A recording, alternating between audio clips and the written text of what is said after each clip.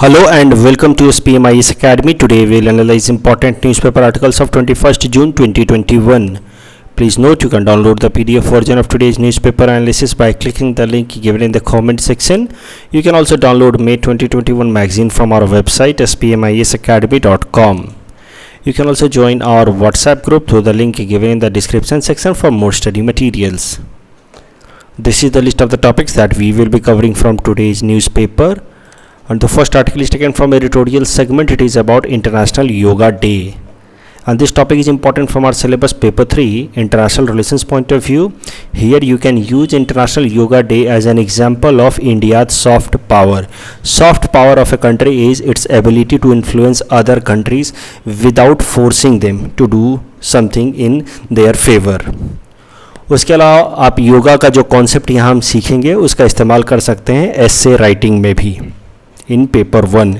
तो देखते हैं, सबसे पहले योगा का मतलब समझते हैं. Yoga has been derived from Sanskrit word yuj जिसको हिंदी में कहते हैं योग, जिसका मतलब होता है एडिशन या इंटीग्रेशन, दो चीज़ों को जोड़ना. तो योगा यानी कि इंटीग्रेशन, उसको किस कॉन्टेक्स्ट में इंटीग्रेशन या जोड़ की बात की गई है वो भी ज़रा समझते हैं. Yoga means integration of our soul with universal spirit. Soul मतलब हमारी आत्मा. जब हम योगा करते हैं तो योगा की मदद से हम अपनी आत्मा को जोड़ सकते हैं विद द यूनिवर्सल स्पिरिट या परमात्मा, जिसको हम भगवान भी कहते हैं या अलग अलग नाम से जानते हैं. तो योगा करते हैं तो हमें फिर पता चलता है कि पूरी दुनिया एक है. We are related with the universal spirit and all other entities, living entities of the world are related with और integrated with that universal spirit परमात्मा. तो फिर आपको पता चलता है अहम ब्रह्मास्मि, ब्रह्म सत्य जगत मिथ्या. तो हम जो अपने आप को इंडिविजुअल मानते हैं कि पूरी दुनिया से हम अलग हैं और हमारा जो ईगो है वो फिर धीरे धीरे मेल्ट होने लगता है व्हेन वी प्रैक्टिस योगा. क्योंकि तब आपको पता चलने लगता है कि सेल्फिशनेस जो है वो एक सुपरफिशियल चीज़ है, क्योंकि हम सब एक ही हैं. And then you develop peace love with nature. दूसरा जो सेंस है इंटीग्रेशन का in yoga, that is integration of our body and soul. तो देखिए, आपको तो पता है कि हमारी as an individual, as a personality, we have two entities. दो चीज़ों का कॉम्पोजिशन है हमारी बॉडी. एक तो है ये मैटर पार्ट, जो मैटर है या जो बॉडी पार्ट है जो काफ़ी क्रूड है, जिसको हम टच कर सकते हैं. और दूसरा काफ़ी सटल पार्ट है, सूक्ष्म पार्ट है, जिसको हम कहते हैं सोल या माइंड. और बहुत बार हम अपने सोल को फील नहीं कर पाते, भूल जाते हैं. And we get driven by our body and bodily desires. ये खाना है, ये पीना है, ये करना है. Bodily desires overcome our soul. और फिर उस केस में कैसा होता है, इंसान ईगोइस्ट हो जाता है, शॉर्ट साइटेड हो जाता है, नैरो थिंकिंग हो जाती है. बट योगा से क्या फ़ायदा होता है? Yoga helps us in integrating our body with soul. We tend to realise when we practise yoga, we realise कि we are no longer just this matter. आखिर हम में और बाकी तमाम जो मटेरियल चीज़ें हैं, कार, टीवी, उन सब में और हम में कुछ तो अंतर है. And the difference is this soul part. It differentiates us from any other materialistic thing.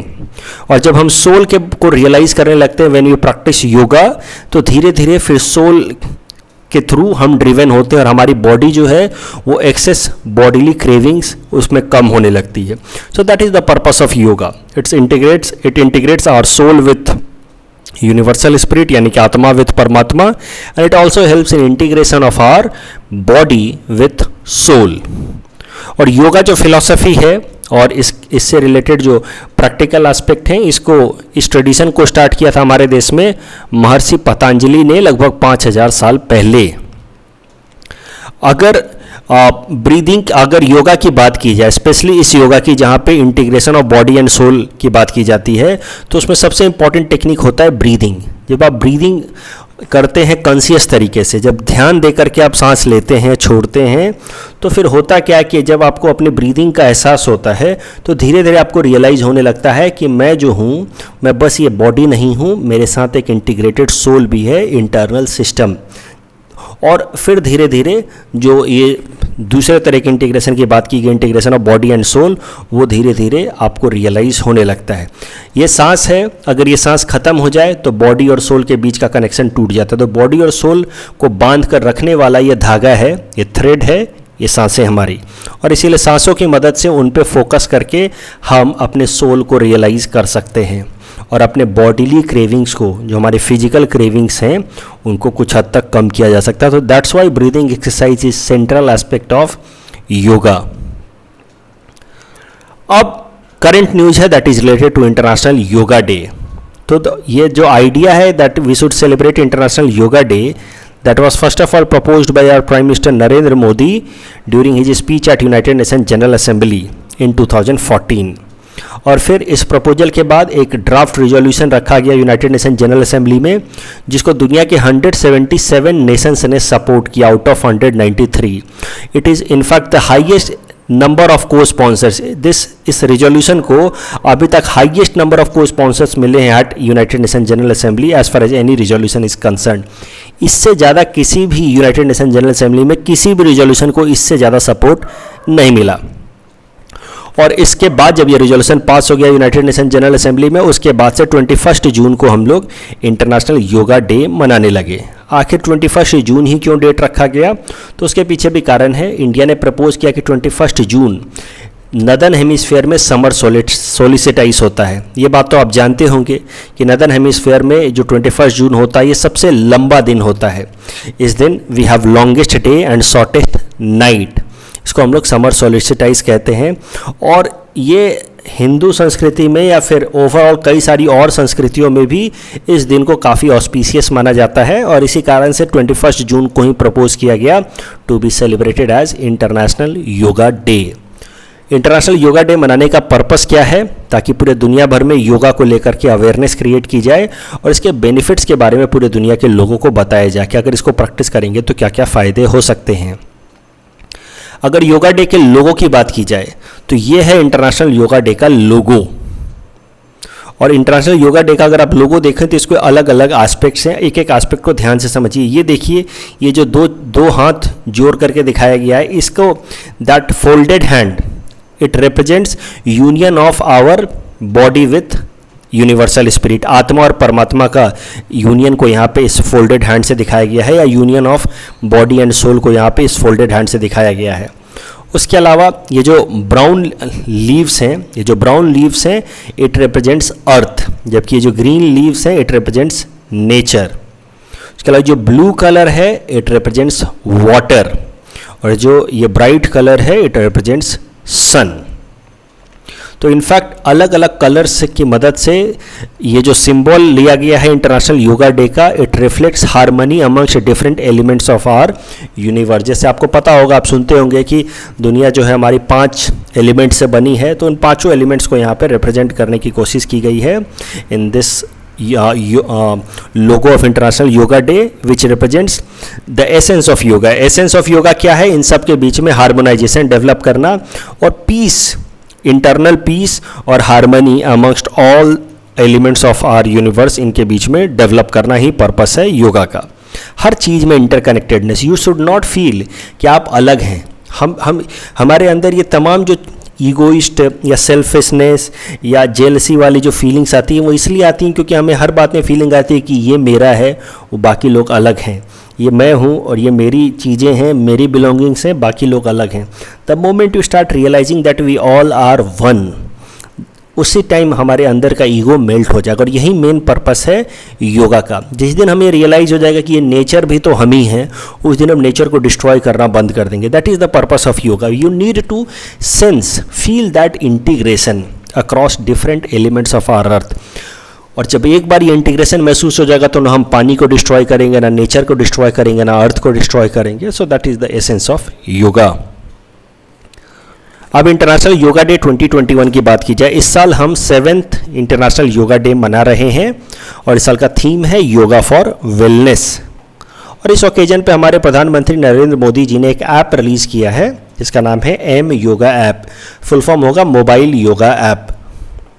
इस मोबाइल योगा ऐप के कुछ इंपॉर्टेंट फीचर्स देख लेते हैं। इस पर कई सारे वीडियोज़ डाले गए हैं that will help us in training in the field of yoga. इसमें अलग अलग लैंग्वेजेस में योगा करते हुए वीडियोस डाले गए हैं। और जो पर्पस है इसका, इस एम योगा ऐप का, that is to spread awareness regarding yoga across the world with an objective of one world one health। तो योगा प्रमोट करके इंडिया का यही ऑब्जेक्टिव है कि पूरी दुनिया एक है, वन वर्ल्ड, और उसमें पूरी दुनिया की हेल्थ को इम्प्रूव करना यही पर्पस है हमारे योगा इंटरनेशनल योगा डे के पीछे। अभी के लिए तो देखो ये जो एम योगा ऐप है इसमें बस 3 लैंग्वेजेज में योगा प्रैक्टिसेस दी गई हैं, इंग्लिश, हिंदी एंड फ्रेंच। लेकिन आने वाले टाइम में बाकी सारे यूएन लैंग्वेजेज में भी ये एम योगा ऐप के ऊपर योगा करते हुए वीडियोस डाले जाएंगे। जो भी लैंग्वेज यूएन में बोले जाते हैं, प्रैक्टिस किए जाते हैं, उन सब में योगा करते हुए वीडियोस एम योगा ऐप पे डाले जाएंगे। The app was launched in collaboration with WHO। हमारे देश में जो मिनिस्ट्री ऑफ आयुष है इसने इस ऐप को बनाया है और इस ऐप को बनाने में WHO ने भी मदद की है। तो फाइनली आप कह सकते हैं कि दिस ऐप वॉज लॉन्च्ड और developed in collaboration of WHO and ministry of Ayush. इस टॉपिक के बेसिस पे हमने आपको ये प्रैक्टिस क्वेश्चन दे रखा है। You can attempt this question and you can submit the answer in the comment section. The next article is taken from international segment. It is about India abstains from Myanmar resolution, and this topic is important from our syllabus paper 3 international relations point of view. So recent developments Myanmar में क्या हुए हैं वो सब तो आपको पता ही होगा, बट एक बार ब्रीफली रिवाइज करा देता हूँ मैं। देखिए, पिछले साल 8 नवंबर 2020 को म्यांमार में इलेक्शंस हुए और जो डेमोक्रेटिक तरीके से इलेक्शंस हुए उसके बाद म्यांमार की जो पार्टी है national league for democracy NLD, जिसकी लीडर है आंग सान सू की, इसको मेजॉरिटी सीट्स मिले म्यांमार पार्लियामेंट में। लेकिन फिर जनवरी 2021 में म्यांमार की जो आर्मी है, जिसको मिलिट्री जनता कहते हैं, मिलिट्री जनता, उसने इस सरकार को हटा दिया। That means there was a military coup in January 2021। और मिलिट्री ने क्लेम किया, मिलिट्री जनता ने क्लेम किया that the election conducted in 2020 was not transparent one, there was some rigging in 2020 election. मतलब कुछ ना कुछ धांधली हुई है, कुछ करप्ट प्रैक्टिसेस हुए हैं और इस कारण से मिलिट्री जनता ने इस डेमोक्रेटिकली इलेक्टेड गवर्नमेंट को हटा दिया वहाँ पे और पावर अपने हाथ में ले लिया और ये कहा कि फ्यूचर में वो फिर से इलेक्शन कराएंगे डेमोक्रेटिक तरीके से। और जो भी इंपॉर्टेंट लीडर्स थे म्यांमार के, इंक्लूडिंग आंग सान सू की, इन सबको हाउस अरेस्ट में डाल दिया गया। तो अगर सरल शब्दों में कहें तो म्यांमार के अंदर मिलिट्री जनता रूल वापस से आ गई है। अगर म्यांमार की आपको हिस्ट्री याद होगी, मैंने म्यांमार को डिटेल में करा रखा है in my newspaper analysis of 3 फरवरी 2021, तो वहाँ के आप एडिटोरियल सेगमेंट को जाकर के देख सकते हैं। ब्रीफली मैं यहाँ रिवाइज करा देता हूँ। मैंने आपको वहाँ भी बताया है कि म्यांमार की जो भी हिस्ट्री है, ये इंडिपेंडेंट हिस्ट्री राइट सिंस 1948, उसमें ज़्यादातर टाइम वहाँ पे मिलिट्री जनता का ही रूल रहा है। 48 से लेकर के 56 तक वहाँ डेमोक्रेसी रही, बाद में वहाँ पे मिलिट्री ने पावर अपने हाथ में ले लिया ज़बरदस्ती, और तब से लेकर के इन वन वे और अदर मिलिट्री रूल रहा है म्यांमार के अंदर 2015 तक। और पहली बार म्यांमार के अंदर एक स्टेबल तरीके से वापस से डेमोक्रेसी आई इन 2015, लेकिन अब वापस से मिलिट्री जनता ने उस डेमोक्रेटिक रूल को ख़त्म कर दिया है और पावर अपने हाथ में ले लिया है मिलिट्री जनता ने in Myanmar. So that is the brief history of Myanmar, जिसमें ज़्यादातर वहाँ पे मिलिट्री कू की हिस्ट्री रही है और मिलिट्री जनता ने वहाँ पे रूल किया है। डेमोक्रेसी वहाँ पे वो ज़्यादा टाइम चलने नहीं देते हैं। अब करंट न्यूज़ क्या है वो समझते हैं। यूनाइटेड नेशन जनरल असेंबली में एक ड्राफ्ट रिजोल्यूशन रखा गया जिसका नाम था द सिचुएशन इन म्यांमार। इस ड्राफ्ट रिजोल्यूशन में म्यांमार की मिलिट्री जनता रूल को क्रिटिसाइज़ किया गया। कहा गया कि म्यांमार की जो आर्म फोर्सेस हैं, ये जो सरकार चुनी गई थी 2020 में, उसको वापस से रूल करने का मौका दे। That means the armed forces of Myanmar should respect general will of the people.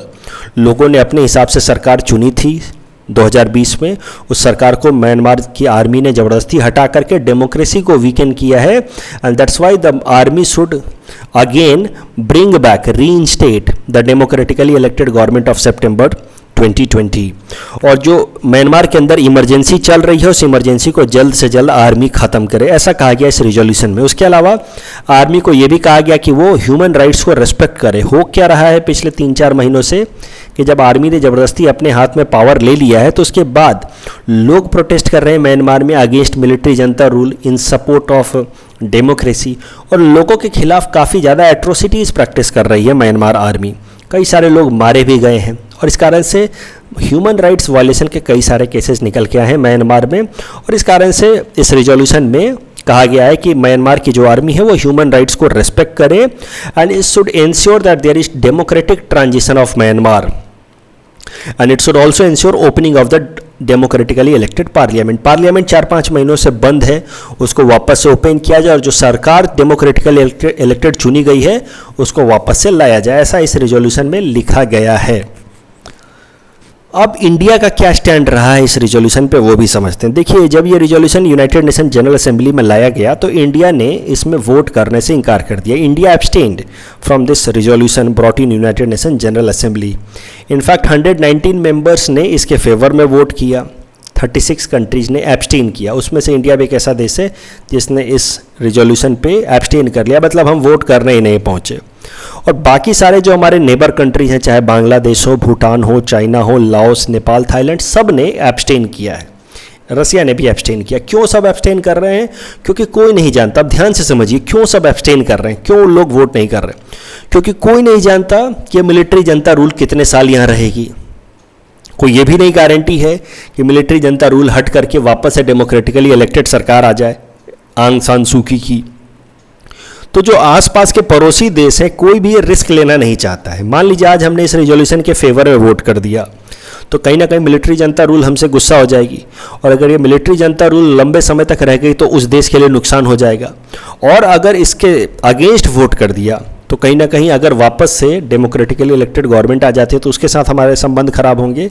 सो जो भी पड़ोसी देश है म्यांमार के including India, they don't want to take this risk and that is why all of them have abstained. लेकिन India ने क्या arguments दिए हैं एब्सटेन करने के पीछे? कुछ तो कारण भी बताना होगा ना। तो इंडिया के जो रिप्रेजेंटेटिव हैं यूनाइटेड नेशन जनरल असेंबली में, TS तिरुमूर्ति साहब, उन्होंने कहा कि this resolution has been tabled hastily, बहुत जल्दी में रिजोल्यूशन रखा गया है, and rather than strengthening democratic process it may weaken the democratic process. का मानना है कि ये रिजोल्यूशन बहुत जल्दी तरीके से रखा गया, ऐसा इंडिया ने कहा है, और हमें और थोड़ा आराम से बात करनी चाहिए मिलिट्री जनता से वहाँ पे, and we should not force military junta to abdicate power. In fact जो आसियान कंट्रीज हैं, साउथ ईस्ट एशिया के जो 10 कंट्रीज हैं, उन्होंने भी हाल फिलहाल में मिलिट्री जनता के साथ थोड़ा बहुत नेगोशिएशन शुरू किया है फॉर डेमोक्रेटिक ट्रांजिशन। तो इंडिया ने उसका भी जिक्र किया कि अभी आसियान कंट्रीज ऑलरेडी बातचीत कर रही हैं, उस केस में डायरेक्टली फोर्स करना मिलिट्री जनता रूल को, that will be counter productive. So we should not bring any resolution in a very haste manner, जल्दी करने की जरूरत नहीं है, ऐसा इंडिया ने कहा है। लेकिन क्या असल में कारण हो सकता है? What may be the real factor और what are the other factors responsible for India's stand? आखिर क्या कारण है कि इंडिया इस तरह का स्टैंड ले रहा है? वो मैं ऑलरेडी आपको बता चुका हूं वैसे कि इंडिया रिस्क नहीं लेना चाहता। So India does not want to repeat the mistakes that it committed in 1956 and 1988। देखिए 1956 और 1988 दो बार ऐसा हुआ जब म्यांमार के अंदर वहाँ पे मिलिट्री जनता ने फोर्सफुली डेमोक्रेटिकली इलेक्टेड सरकार को हटा करके पावर अपने हाथ में ले लिया, और दोनों ही बार इंडिया ने ये गलती की। देखिए 1951 में हमने फ्रेंडशिप एग्रीमेंट साइन किया था म्यांमार के साथ, और जवाहरलाल नेहरू के काफ़ी अच्छे संबंध थे उस टाइम के म्यांमार के लीडर के साथ, यूनू के साथ। लेकिन 1956 में जब वहाँ पे मिलिट्री जनता का रूल आया तो हमारे रिलेशंस पूरी तरह से ख़त्म हो गए, क्योंकि इंडिया ने म्यांमार के साथ संबंध तोड़ दिए। और यही कारण है कि म्यांमार हमारा पड़ोसी देश होते हुए भी उससे हमारे संबंध अच्छे नहीं रहे, और इसी कारण से नॉर्थ ईस्ट के जितने भी टेररिस्ट ग्रुप्स थे वो म्यांमार से आराम से ऑपरेट करते थे और म्यांमार उनको नहीं रोकता था। तो कहीं ना कहीं डेमोक्रेसी के चक्कर में हमने नॉर्थ ईस्ट की पीस और स्टेबिलिटी को सेक्रीफाइस करा दिया 1956 में। यही गलती की हमने 1988 में, जब 1988 में वहाँ पे रिवॉल्यूशन हुआ, उसको 8888 रिवॉल्यूशन कहते हैं, 8888 रिवॉल्यूशन, क्योंकि ये रिवॉल्यूशन 8 अगस्त 1988 को आया था। तो उसके बाद भी वहाँ पे एक डेमोक्रेटिकली इलेक्टेड सरकार लाने की कोशिश की गई थी, उसको भी ज़बरदस्ती हटा दिया था मिलिट्री जनता ने। उस टाइम में भी इंडिया ने क्रिटिसाइज़ किया था मिलिट्री जनता रूल को, और फिर वहाँ पे मिलिट्री जनता सरकार आई तो उसने फिर से वहाँ के जो इंसर्जेंट्स हैं जो नॉर्थ ईस्ट में ऑपरेट करते थे, जैसे NSCM IAM या NSCA खापलांग या अल्फा, उन सब को रोकने में कोई भी काम नहीं किया, और ये सब आराम से म्यांमार से ऑपरेट करते थे, इंडिया के अंदर ये इंसर्जेंसी प्रमोट कराते थे। तो इंडिया को एक बात समझ आ गई कि म्यांमार में क्या हो रहा है क्या नहीं हो रहा है वो हमारे लिए ज़्यादा इम्पोर्टेंट नहीं है। हमारे लिए ज़्यादा इम्पोर्टेंट है कि म्यांमार में जो भी सरकार हो उसके साथ हमारे रिलेशंस अच्छे होने चाहिए, if we want to maintain peace and stability in our north eastern region. So we don't want to repeat the same mistake. इसी कारण से इस बार जब मिलिट्री जनता का सर रूल आ गया है म्यांमार में 2021 में, फिर भी हम उसको ओपनली क्रिटिसाइज नहीं कर रहे हैं। India wants to maintain good ties with Myanmar irrespective of the government there in Myanmar, and this is known as realpolitik. Realpolitik is when you make your foreign policy guided by international circumstances and your national interest. हमारा national interest ज़्यादा मायने रखता है और international circumstances जो हैं वो ज़्यादा मायने रखता है। और इंटरनेशनल सर्कमस्टांसेस ये कहते हैं कि अभी म्यांमार जनता वहाँ पे पावर में है, तो उसको डायरेक्टली कंडेम करना ठीक नहीं है। और despite being supporter of democracy, we are supporting undemocratic rule of military junta because we are guided by our real politic stand. India का क्या स्ट्रैटेजिक गोल है इस केस में? हम नहीं चाहते कि वहाँ पे मिलिट्री जनता की सरकार हमसे डिसइंटेंटेड हो जाए, फ्रस्ट्रेट हो जाए, इंडिया से दुखी हो जाए और वो और ज़्यादा प्रो चाइना हो जाए। उस केस में फिर चाइना म्यांमार की टेरिटरी का इस्तेमाल करेगा इंडिया के अंदर नॉर्थ इंसर्जेंसी को और स्ट्रेंथन करने के लिए। एंड इंडिया के जो नॉर्थ ईस्टर्न स्टेट्स हैं वहाँ पे फिर से सिक्योरिटी थ्रेट्स बढ़ जाएंगे, and we don't want this, and that is why we have in one way supported military junta. हमने एब्सटेन कर लिया, मतलब क्या? हमने आपको क्रिटिसाइज नहीं किया। So in one way we have shown our support to military Janata rule. वो बात अलग है कि चाइना ने भी, बांग्लादेश ने भी, सब ने एब्सटेन ही किया है। एटलीस्ट इंडिया ने भी एक तरह का सपोर्ट ही दिखाया, despite being vocal supporter of democracy. We have in this particular case have not criticized military junta rule. Please attempt this question based on topic number on this particular topic, and you can submit the answer in the comment section. The next article is taken from Science and Technology segment. It is about monoclonal antibody, and this topic is important from our syllabus paper 4 Science and Technology point of view. सो देखिए, इस article को समझने के लिए एक बार briefly revise कर लेते हैं कि कोरोना वायरस या कोई भी वायरस हमारे बॉडी को इन्फेक्ट करता कैसे है। ये वायरस हमारे बॉडी में ज़्यादातर हमारे रेस्पिरेटरी सिस्टम से इंटर करते हैं। एक बार जब ये रेस्पिरेटरी सिस्टम से इंटर करते हैं तो हमारे लंग्स के पास ये पहुंच जाते हैं, और हमारे लंग्स के ऊपर, लंग्स के सरफेस के ऊपर इस तरह के रिसेप्टर्स लगे रहते हैं। इस तरह के रिसेप्टर्स हमारे लंग्स के ऊपर लगे रहते हैं, और इन सारे वायरसेस के बॉडी के ऊपर इस तरह के स्पाइक प्रोटीन होते हैं, नुकीले स्पाइक प्रोटीन होते हैं, और ये स्पाइक प्रोटीन जाकर के इन रिसेप्टर्स पे चिपक जाते हैं, और फिर इन रिसेप्टर्स की मदद से हमारी बॉडी के अंदर घुस जाते हैं। और एक बार जब वायरस की एंट्री हो गई हमारे बॉडी के अंदर, तो उसके बाद राइबोसोम्स में जाकर के ये अपने राइबोसोम्स की मदद से ये अपने नंबर्स को मल्टीप्लाई करा लेते हैं, और जब इनकी संख्या बढ़ने लगती है तो फिर ये हमारे ऑर्गन सेल्स को अटैक करने लगते हैं। That leads to death of our organ cells. It starts from failure of lungs, then other parts like kidney. अब हमारी बॉडी किस तरह से काम करती है इस तरह के वायरसेस अटैक से? जैसे ही ये वायरस हमारी बॉडी में घुसता है तो हमारी बॉडी इस तरह का, जैसे ही हमारी बॉडी आइडेंटिफाई कर लेती है कि कोई फॉरेन मटेरियल या एंटीजन हमारी बॉडी के अंदर घुस चुका है, इस फॉरेन मटेरियल को आइडेंटिफाई करने के लिए सबसे पहले ये हमारी बॉडी इस स्पाइक प्रोटीन को आइडेंटिफाई करते हैं। स्पाइक प्रोटीन को आइडेंटिफाई करते हमारी बॉडी इस तरह का मटेरियल हमारे बॉडी के अंदर डेवलप करना शुरू कर देती है, जिसको हम एंटीबॉडी कहते हैं। And this antibody helps us in protecting against attack of this virus. तो ये एंटीबॉडी आखिर कैसे हमें प्रोटेक्ट करता है अगेंस्ट वायरस, वो भी जरा देखते हैं। ये देखिए, ये वायरस, ये नोकीला जो स्पाइक प्रोटीन है वायरस का, यही तो इसको मदद करता है हमारी बॉडी के अंदर घुसने में। ये नोकीला जो स्पाइक प्रोटीन है यही तो जाकर के रिसेप्टर पे चिपकता है और फिर वहाँ से ये हमारी बॉडी के अंदर घुसता है। अब ये एंटीबॉडी जो हमारी बॉडी प्रोड्यूस करती है नेचुरली अगेंस्ट सच फॉरेन मटीरियल्स, ये एंटीबॉडी कुछ इस तरह का होता है। ये जा करके इस वायरस के स्पाइक प्रोटीन पे चिपक जाएगा, ये है एंटीबॉडी, जाके वायरस के स्पाइक प्रोटीन पे चिपक जाएगा। और वायरस के स्पाइक प्रोटीन पे चिपकने के कारण होगा क्या कि अब ये वायरस का स्पाइक प्रोटीन हमारे रिसेप्टर्स के थ्रू हमारे बॉडी के अंदर नहीं इंटर कर पाए, क्योंकि ये जो नुकीला पार्ट है इसको तो इसने ब्लंट कर दिया इस एंटीबॉडी ने, और एंटीबॉडी जब इस नुकीले स्पाइक प्रोटीन को ब्लंट कर देता है, then this virus loses capacity to enter into our body, और इसके साथ ही फिर ये वायरस जो है वो इनइफेक्टिव हो जाता है हमारे बॉडी के अगेंस्ट।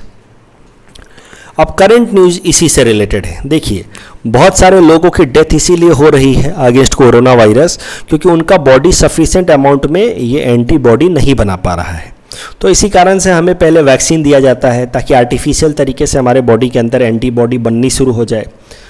अभी जो लोग ऑलरेडी जिनके अंदर कोरोना वायरस पहुंच चुका है, जिनके अंदर ऑलरेडी कोरोना वायरस घुस चुका है, अब उनको तो वैक्सीन दिया नहीं जा सकता, अदरवाइज उनकी हालत और ख़राब हो जाएगी, क्योंकि वैक्सीन के अंदर भी तो थोड़ा बहुत वायरस ही होता है एट्यूनेटेड फॉर्म में या मॉडिफाइड फॉर्म में।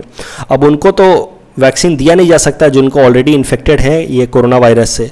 तो उन लोगों को के लिए क्या किया जा सकता है कि अगर उनकी बॉडी सफिशेंट अमाउंट में एंटीबॉडी नहीं बना रही है तो फिर उनको आर्टिफिशियल तरीके से एंटीबॉडी बना करके उनके अंदर डाला जा सकता है। That would be one way to protect them, in one way to save their life. और इसी तरीके का ट्रायल यूके में कंडक्ट कराया गया है। उस ट्रायल में मोनोक्लोनल एंटीबॉडीज़ का कॉकटेल, मतलब अलग अलग तरह के मोनोक्लोनल एंटीबॉडीज़ को मिला करके देखा जा रहा है कि उसका पेशेंट्स जो कोविड-19 के पेशेंट्स हैं उन पे क्या इम्पैक्ट है। और माना जा रहा है कि इवन सीवियर कोविड-19 पेशेंट्स के ऊपर भी ये इफेक्टिव तरीके से काम करेगा मोनोक्लोनल एंटीबॉडी कॉकटेल। क्या है मोनोक्लोनल एंटीबॉडी? तो monoclonal antibodies are artificial antibodies जो आर्टिफिशियल तरीके से बनाए गए हैं, that mimic the activity of our immune system. मतलब जिस तरह से हमारा इम्यून सिस्टम काम करेगा ये मोनोक्लोनल एंटीबॉडी भी उसी तरीके से काम करेंगे, but they have been created in artificial manner, not in a natural manner. Artificial manner में क्या किया जाता है कि किसी इंसान के ब्लड से, मान लीजिए कि यही इंसान है, इसके अंदर थोड़ा बहुत एंटीबॉडी बना, ज़्यादा बन नहीं पाया एंटीबॉडी, कोरोना वायरस इसके शरीर में घुस गया और थोड़ा बहुत तो एंटीबॉडी बनेगा है, लेकिन ये एंटीबॉडी अगर कम मात्रा में है तो इंसान बच नहीं पाएगा, कोरोना वायरस जल्दी जल्दी मल्टीप्लाई कर पाएगा और अपने संख्या को बढ़ा लेगा और कोरोना वायरस इसकी इंटरनल ऑर्गन्स को फेल कर सकता है। तो इस केस में क्या किया जाएगा कि इसके ब्लड से ये एंटीबॉडी लिया जाएगा थोड़ा बहुत, और ये एंटीबॉडी को आर्टिफिशियल तरीके से ज़्यादा नंबर्स में बनाया जाएगा, मतलब इनकी क्लोनिंग की जाएगी। And when lot of antibodies are created after cloning, तो उसके बाद वापस उस एंटीबॉडीज़ को इस इंसान के अंदर डाल दिया जाएगा। तो मतलब इसी का एंटीबॉडी लिया गया, उसको और मल्टीप्लाई करके वापस इसके अंदर डाल दिया गया। क्यों? क्योंकि इसकी बॉडी नेचुरल तरीके से नहीं बना पा रही थी वो antibody. So that is known as monoclonal antibody cocktail. अलग अलग तरह के एंटीबॉडीज को बनाया गया आर्टिफिशियली और फिर इंसान के अंदर डाल दिया गया ताकि उसको बचाया जा सके फ्रॉम कोरोना वायरस अटैक। क्योंकि कोरोना वायरस की संख्या ज़्यादा है तो हमारे शरीर के अंदर एंटीबॉडी भी ज़्यादा होनी चाहिए। अब ये थेरेपी इंडिया में भी अवेलेबल है और इंडिया के अंदर लेकर के आई है Indian company Cipla in collaboration with Swiss company Roche. लेकिन इंडिया वाला जो एंटीबॉडी है वो ज़्यादा इफेक्टिव तरीके से काम नहीं कर रहा है। इंडिया वाला जो मोनोक्लोनल एंटीबॉडी है ज़्यादा इफेक्टिव तरीके से काम नहीं कर रहा है। यूके में जो हाल फिलहाल में टेस्ट किया गया है जिसमें अलग तरीके से मोनोक्लोनल एंटीबॉडी बनाई गई है, जिसमें बोला जा रहा है कि सीवियर कोविड-19 पेशेंट्स को भी ठीक किया जा सकता है, ऐसा क्लेम है। लेकिन अब ये देखना होगा कि ये क्लेम कितना सही है। इंडिया के अंदर जो ड्रग्स बिक रहा है monoclonal antibody drugs made by Cipla, that is very costly. उसका एक पैक का दाम लगभग 1,20,000 रुपये है। और चैलेंजेस तो मैंने आपको बता ही दिए कि इंडिया के अंदर जो भी मोनोक्लोनल थेरेपी यूज़ की जा रही है उसका काफ़ी लिमिटेड सक्सेस है। It is found to be successful against mild to moderate कोविड-19 केसेस, लेकिन this has not been approved for use against those patients who are suffering with severe COVID-19 infections that requires oxygen। तो India में तो ये monoclonal antibody अभी तक काम नहीं कर रही है, मोनोक्लोनल एंटीबॉडी थेरेपी। लेकिन यूके में इस तरह का जो रिसर्च हुआ है वो काफ़ी इंकरेजिंग है। देखते हैं कि कितना सक्सेसफुल है। इस टॉपिक के बेसिस पे हमने आपको एक प्रैक्टिस क्वेश्चन दे रखा है। You can attempt this question and you can submit the answer in the comment section. The next article is taken from environment segment. It is about gharials and this topic is important from our syllabus paper for environment point of view।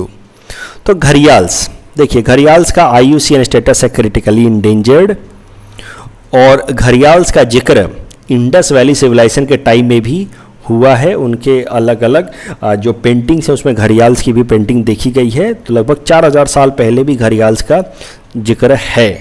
ये सब चीज़ें important इसलिए हैं क्योंकि UPSC prelims में पूछ सकता है, स्टेटमेंट बेस्ड आपको क्वेश्चन दे सकता है कि घड़ियाल का जिक्र इंडस वैली सिविलाइजेशन के टाइम में था कि नहीं। तो आंसर वुड बी यस, क्योंकि हाल फिलहाल में ये न्यूज में है। घड़ियाल ज़्यादातर फ्रेश वाटर में पाए जाते हैं, मतलब रिवराइन वाटर में या पॉन्ड में पाए जाते हैं।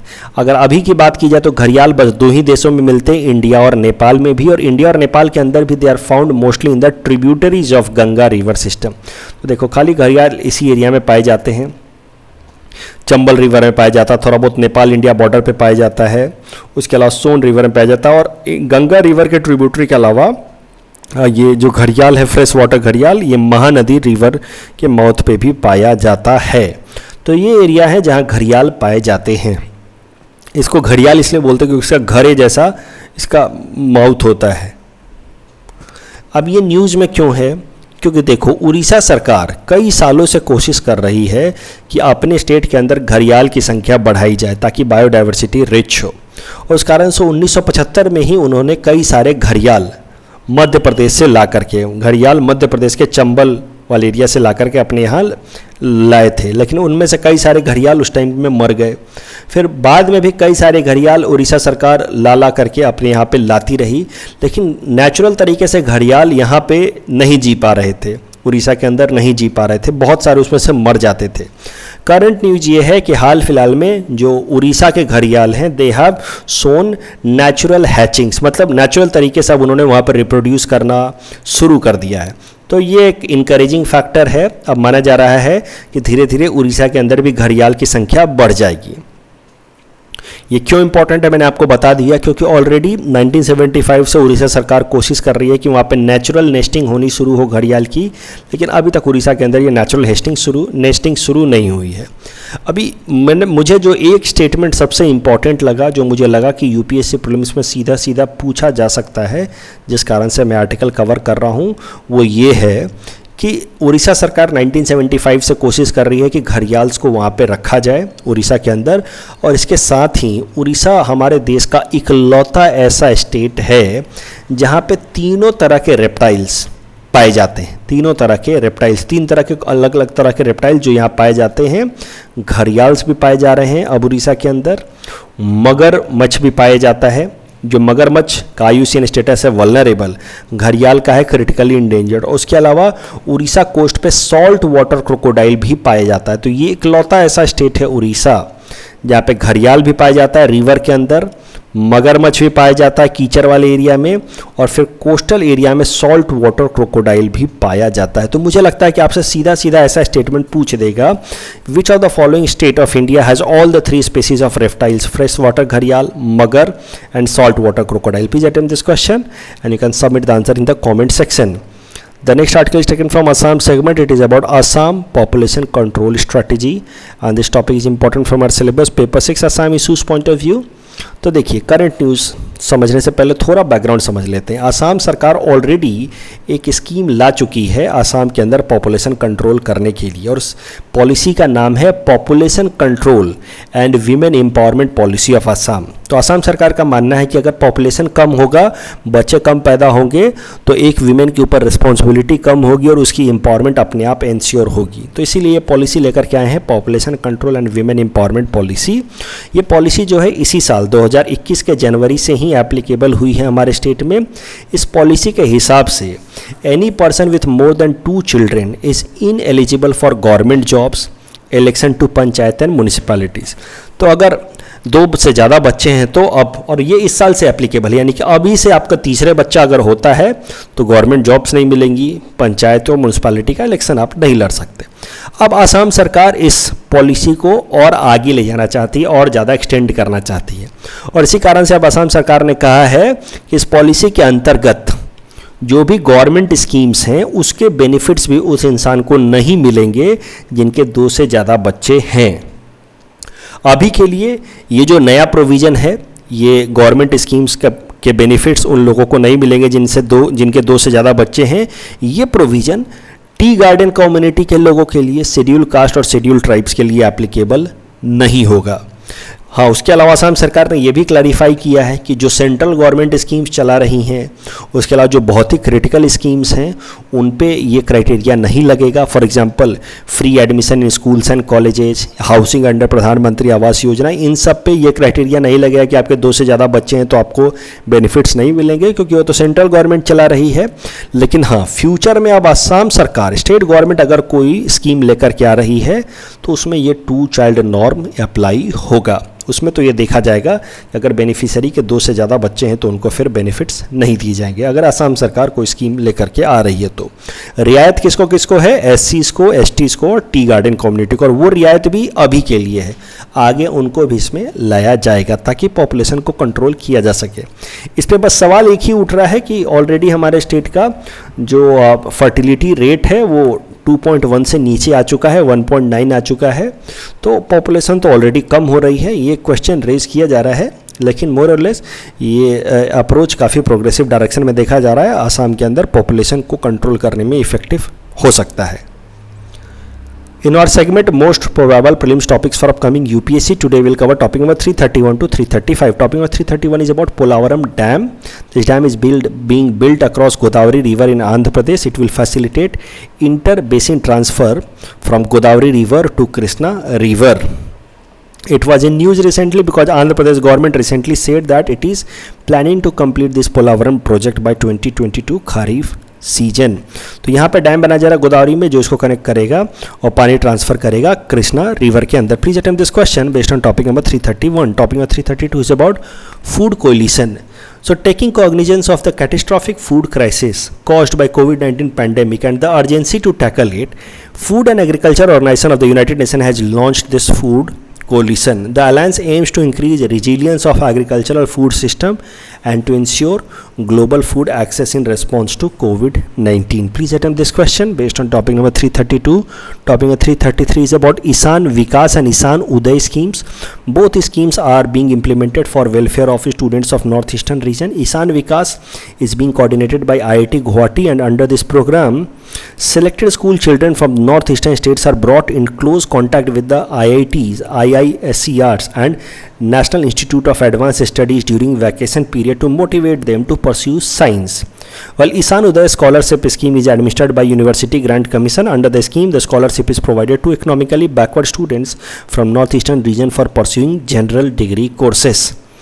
Please attempt this question based on topic number 333. Topic number 334 is about Mission Sampark. It was launched to bring back people living with HIV who have left treatment after starting antiretroviral treatment. तो महंगाई के कारण कई सारे लोग ये दवाई छोड़ देते हैं, उनको वापस उनकी दवाई शुरू कराने के लिए लाया गया है ये स्कीम मिशन संपर्क. Please attempt this question based on topic number 334. Topic number 335 is about Pradhan Mantri Shram Yogi Man Dhan.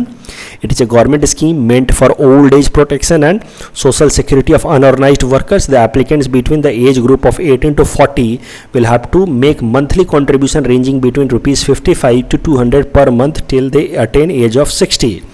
On maturity of the scheme, an individual will be entitled to obtain a monthly pension of rupees 3,000. If the subscriber dies, the spouse of the beneficiary shall be entitled to receive 50% of the pension of the family pension. Please attend this question based on topic number 335. This is the answer question number 326 to 330 that we had given in yesterday's newspaper analysis. Today's question can be attempted by students, and you can submit the answer in the comment section. We will be sending answer of these questions in tomorrow's newspaper analysis. कल जो हमने practice question दिया था उसका answer देख लेते हैं. Carbis Bay declaration recently seen in news is related to G7 and preventing future pandemics. I am so sorry. Sevastopol port opens in option B Black Sea. Adjudication of election petitions are original jurisdiction of High Court. Absolutely correct. Article 329B of the Constitution gives power to the High Court to adjudicate election petition. This is wrong. Actually article 329B ने कहा कि एक appropriate authority को ये power दिया जाए, and that appropriate authority will be decided according to a law by the parliament, और according to the law by the parliament known as representation of people act 1951 वो अप्रोप्रिएट अथॉरिटी मानी गई the high court. So the correct answer will be option A, one only. That's all from our side for today. Thanks for watching.